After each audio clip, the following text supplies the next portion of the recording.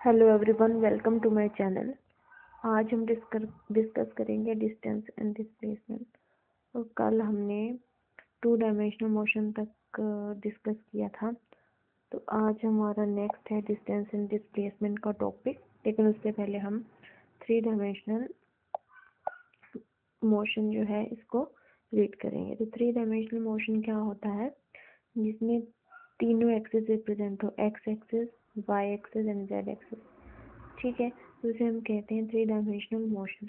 If all the 3 coordinate changes with the time, अगर 3 coordinate change करते हैं time के साथ, उसे हम कहते हैं 3 डायमेंशनल मोशन। 1 डायमेंशनल में ओनली एक ही कोऑर्डिनेट होगा एक्स, 2 डायमेंशनल में, एक मिनट आपको देखते हैं, ये 1 डायमेंशनल में क्या होगा, सिर्फ एक ही कोऑर्डिनेट होगा एक्स एक्सिस। ठीक है, for example motion of A car on a straight road. And 2 dimensional motion में क्या होगा, 2 कोऑर्डिनेट होंगे, एक एक्स एक्सिस एक वाई एक्सिस। ठीक है, for example motion of car on circular turn. ठीक है, तो नेक्स्ट है 3 डायमेंशनल मोशन। तो 3 डायमेंशनल मोशन में क्या होगा, 3 कोऑर्डिनेट होंगे x y and z. For example जैसे flying bird, random motion of gas molecule etcetera. अब है डिस्टेंस एंड डिस्प्लेसमेंट। तो डिस्टेंस एंड डिस्प्लेसमेंट क्या होता है, डिस्टेंस क्या होता है, total length of path covered by the particle. जो टोटल लेंथ होती है पाथ, जो पार्टिकल कवर करता है टोटल लेंथ ऑफ पाथ, उसे हम कहते हैं डिस्टेंस। ठीक है, जो टोटल लेंथ होती है मतलब वो क्या है, डिस्टेंस। डिस्प्लेसमेंट में क्या है, it is the minimum distance between 2 position of the object. Displacement जो है वो मिनिमम डिस्टेंस होगा between 2 positions of the object and its direction is from initial to final position. इसके डायरेक्शन जो होती है वो इनिशियल टू फाइनल पोजीशन होती है, और ये मिनिमम डिस्टेंस होता है। डिस्टेंस आपका टोटल लेंथ होता है, डिस्प्लेसमेंट मिनिमम डिस्टेंस। ठीक है, जैसे आप कोई स्टार्टिंग पॉइंट है ओ, उसे हम इनिशियल कहते हैं।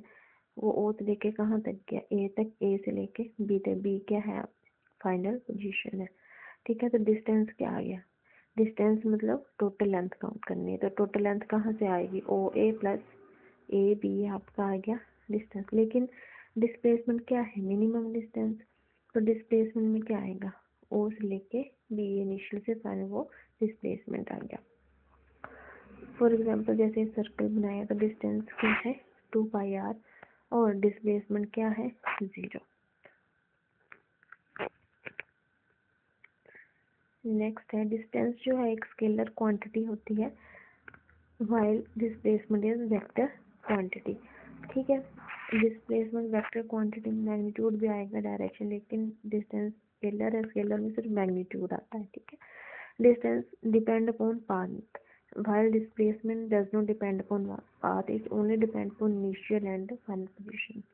थर्ड पॉइंट है distance is always positive. Distance हमेशा पॉजिटिव होता है या जीरो हो सकता है, लेकिन डिस्प्लेसमेंट क्या है, वो पॉजिटिव भी हो सकती है, नेगेटिव भी हो सकती है और जीरो, लेकिन डिस्टेंस कभी भी नेगेटिव नहीं होता।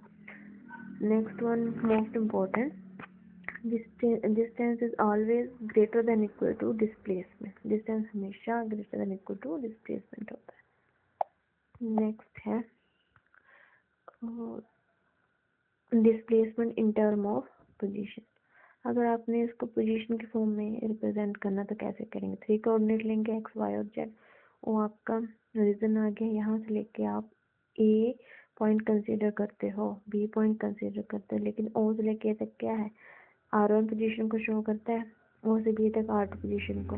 ठीक है, और यहाँ ए पॉइंट पे x1 y1 z1 और बी पे x2 y2 z2। ये R1 वेक्टर है, ये R2 वेक्टर, लेकिन फाइनल क्या मानना, R12 वेक्टर। तो let a body is displaced from A. मान लो कोई बॉडी जो है डिस्प्लेस करती है ए से लेके कहाँ तक, बी तक। तो ये कोऑर्डिनेट आ गए और उसके डिस्प्लेसमेंट क्या है, ए बी वेक्टर। तो R1 वेक्टर किसके इक्वल आ गया, x i cap plus y j cap plus z1 cap. ठीक है, और R2 वेक्टर क्या आ गया, x2 i cap plus y2 j cap plus z2 k cap. From triangle O A B, O A B triangle से क्या देखा कि हमने R1 vector plus R12 vector, ठीक है, R1 वेक्टर और R12 वेक्टर किसके इक्वल है, R2 वेक्टर के। उसी तरह आपका, या हम इसको ऐसे भी कर सकते हैं, चाहिए R वेक्टर 1 यहीं पे रहने दिया और R2 वेक्टर वैसे था और इसको दूसरी तरफ लेके चले गए तो माइनस का R1 वेक्टर हो गया। ठीक है, तो R12 वेक्टर किसके इक्वल हो गया, R2 वेक्टर की वैल्यू ये पुट कर दो और फिर माइनस R1 की वेक्टर की वैल्यू। लेकिन अगर हमने इसको सब्स्टिट्यूट कर दिया, ठीक है, तो ये वैल्यू आ गई। लेकिन अगर हमने इसको मोड में कन्वर्ट करना है तो दूसरी साइड भी स्केलिंग करनी पड़ेगी। ठीक है, तो ये इक्वेशन आएगी। तो ये था displacement in term of position.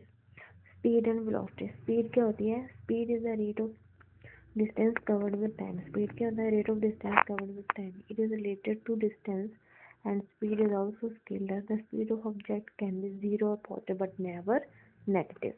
Average speed क्या होती है, it is the ratio of total distance from total time. And if a particle travel distance s1 s2 so on with speed v1 v2 so on, तब average speed क्या आएगी, s1 plus s2 so on sn तक, और ये s1 upon v1 plus so on। तो ये आपको average speed को शो करता है। तो आज हमने डिस्कस किया डिस्टेंस, डिस्प्लेसमेंट एंड कुछ important properties, and last one discuss किया displacement term of position vector and speed and velocity, average speed. I hope आपको वीडियो अच्छे से समझ आया होगा। वीडियो को लाइक करें, चैनल को सब्सक्राइब करें एंड शेयर करें। Thank you.